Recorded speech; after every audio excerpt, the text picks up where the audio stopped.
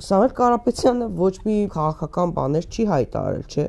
Դեռ ինքը իր տեսլականն է ներկայացնում ուղերձների միջոցով կամ իր թիմակիցների միջոցով, բայց դեռ շատ բան մեզ հայտնի չէ, չէ՞։ Հիմա մարդը հայտ է ներկայացրել, ինչ վատ բան կա, որ թիրախավորում են, Արման Թաթոյանը հայտ է ներկայացրել, ինչ վատ բան կա, որ թիրախավորում են։ Տեսեք, Նիկոլ Փաշինյանի եւ առհասարակ իշխանության գործողությունները այս իմաստով հասկանալի են։ Մարդիկ ուզում են իշխանությունը պահեն։ Հա։ Եվ այդ իշխանությունը պահելու գործընթացում ամեն ինչի պատրաստ են։ Այո, ամեն ինչի, ցանկացած գործիքի։ Իրենք դա ապացուցել են, եթե նույնիսկ պետք է, այսպես ասած, ընդհանուր բարոյականության, տրամաբանության սահմաններ հատել, հատում են։ Բայց ընդդիմության գործողությունները ինձ համար անհասկանալի են։ Ինչի համար։ Ընդդիմության վերջին ամիսների այս պառակտումը, երկրորդ եւ երրորդ նախագահների թիմերի միջև այս ընդհանուր վիճաբանությունը իրար վիրավորելը ինձ համար բացարձակապես անընդունելի է եւ անկողմնակալ դիտորդի մոտ տպավորություն է ձևավորում, որ ոչ թե հայրենիքի համար պայքար է, այլ աթոռի համար։ Սրանով ես մեկ անգամ էլ հրապարակային եմ անդրադարձել, սրանով Նիկոլ Փաշինյանի ջրաղացին են ջուր լցնում, այսինքն հերթական անգամ փորձում են նպաստել Նիկոլ Փաշինյանի վերարտադրությանը, մինչդեռ ընդդիմությունը պետք է միասնական լինի։ Այսինքն իրական ընդդիմադիր գործչին, իրական ընդդիմադիրը պետք է որևէ կերպ չքննադատի։ Մենք ցավոք այսօր այդ իրականության մեջ ենք։ Բայց ինչ էր բարձրացվել, ասում էին իմպիչմենտով։ Հա, չենք մտնում։ Իմ խոսքը չեմ ուզում քաղաքականացնեմ, որովհետև այդ իմպիչմենտի իրագործելիություն ճիշտ սխալ ես չեմ ուզում այդ հարցերին անդրադառնամ։ Նույնիսկ եթե ինչ-որ հարցում կա հակասություն, նույնիսկ ինչ-որ խնդիր կա, պետք չի դա բարձրաձայնել, պետք չի դա հասարակության սեփականությունը դարձնել, որպեսզի դա ցանկացած կերպով վերափոխվի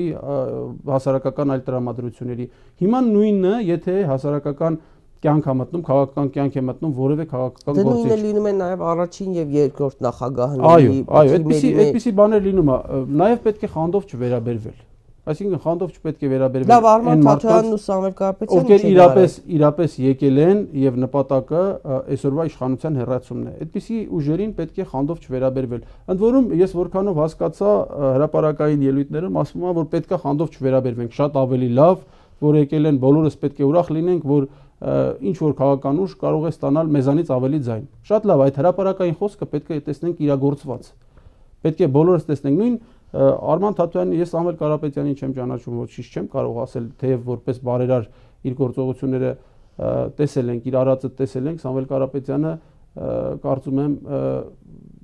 Հայաստանի Հանրապետությունում իշխանությանը հավակնելու լիարժեք իրավունք ունի։ Այդ իրավունքը ինքը վաստակել է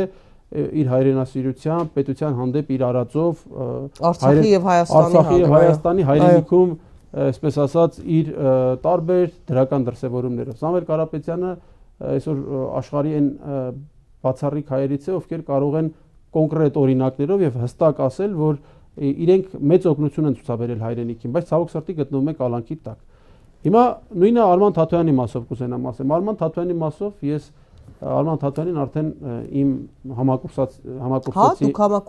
համակուրսեցի ընկերն է, Արման Թաթոյանը բացառիկ մարդկային հատկանիշներով օժտված, շատ գրագետ, հայրենասեր տղա է։ Այսինքն Արման Թաթոյանի մուտքը քաղաքականություն պետք է ցանկացած առումով իրական ընդդիմադիրների կողմից ոչ թե քարկոծվեր, այլ ողջունվեր։ Ես հակառակը, օրինակ, ավելի շուտ էի սպասում նման քայլի եւ մի փոքր էլ կարծում եմ, որ հապաղեց քաղաքականություն մտնելով, արդեն տեսա, որ այդպիսի հայտարարություն արեց։ Արման Թաթոյանի մասով միայն կարող եմ ասել, որ միանշանակ լիարժեք դարձյալ իրավունք ունի հավակնել Հայաստանի Հանրապետության ղեկավարի աթոռին, ընդ որում թող չափազանցություն չթվա, Արման Թաթոյանը իր անձնային հատկանիշներով գերազանցում է շատերին։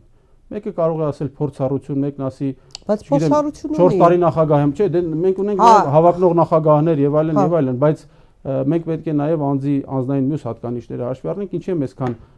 ծավալվում կոնկրետ Արման Թաթոյանի հատկանիշների մասով, քանի որ անձամբ եմ ճանաչում։ Այսինքն 6 տարի մենք նույն լսարանում ենք նստել։ Հետևաբար ես ինքս շատ ուրախ եմ, որ այդպես հավակնությունը ցուցաբերել։ Պետական կառավարման համակարգում է աշխատել այդքան տարիներ, գիտի, այսինքն համակարգը Արման Թաթոյանը ունի մի շատ կարևոր առավելություն եւս, որ լինելով պետական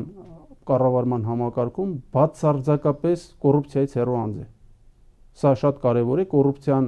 եւ կոռումպացված չինովնիկը մեր պետության համար դրանք պետության առաջին թշնամիներն են, ես միշտ եմ դա ասել։ Եվ ցավոք սրտի տարիները ցույց են տվել, որ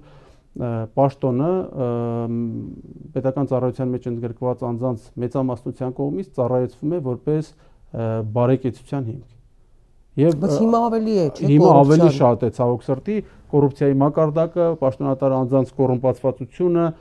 ինչ պատճառաբանություններ էլ որ բերեն, ես այդ պատճառաբանությունները ի սկզբանե հերկված են, իսկ եթե հետագայում իշխանության փոփոխությունից հետո դրանք հերքելու արդեն քրեադատավարական հնարավորություններ լինեն, դուք կտեսնեք, թե ինչպես են հերկվում իրենց բերած պատճառաբանությունները նվիրատվության վերջին տարիներին պատահական հարստանալու եւ այլնի կապակցությամբ։ Իսկ Արման Թաթոյանի առավելությունը հենց նա է, որ լինելով պաշտոնատար անձ, հնարավորություն ունենալով լծակներ, զերծ է մնացել կոռուպցիոն բոլոր դրսևորումներից։ Ես կարծում եմ, որ պետք է ողջ ունել միայն եւ ուրախ լինել։